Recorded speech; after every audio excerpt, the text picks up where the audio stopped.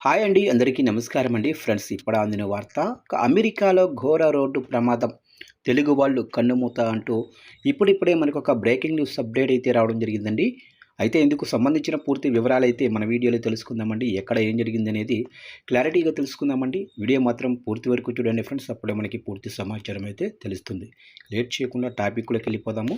ఇక అమెరికాలో జరిగిన ఘోర రోడ్డు ప్రమాదంలో హైదరాబాదుకు చెందిన ఒకే కుటుంబానికి చెందిన ముగ్గురు అక్కడికక్కడే దుర్మరణం చెందారు. మరో ఇద్దరు తీవ్ర గాయాలతో ఆసుపత్రిలో మృత్యువుతో పోరాడుతున్నారు.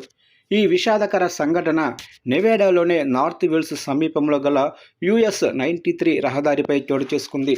నగరంలోని యాకత్పురా ప్రాంతం ఐఎస్ సదర్న్ డివిజన్ వాణినగర్కు చెందిన విశ్రాంత ఏసీటీఓ షేక్ అబ్దుల్లా సయీద్ కుమారుడు షేక్ అబ్దుల్ నవీద్ గత 10 ఏళ్లుగా కాలిఫోర్నియాలోని ఒక ప్రముఖ ఫార్మా కంపెనీలో ఉద్యోగం చేస్తున్నారు.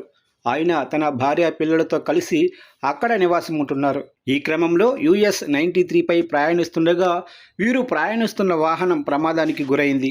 ఈ ప్రమాదంలో అబ్దుల్ నవీద్ భార్య నజియా సల్మా, కుమార్తె హఫీజా నహీన్, కుమారుడు హఫీజ్ షేక్ ఉమర్లు తీవ్రంగా గాయాలు పాలయ్యి అక్కడికక్కడే ప్రాణాలు కోల్పోయారు.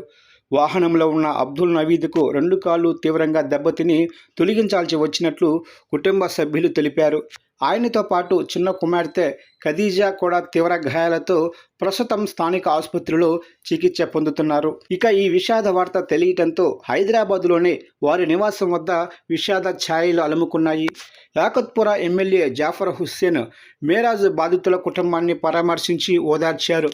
అత్యవసరంగా అమెరికా వెళ్లేందుకు వీలుగా బాధిత కుటుంబ సభ్యులకు తాత్కాలిక వీసాలు కూడా మంజూరు చేయాల్సిందిగా కేంద్ర విదేశాంగ మంత్రి డాక్టర్ ఎస్ జయశంకర్కు ఆయన విజ్ఞప్తి చేశారు.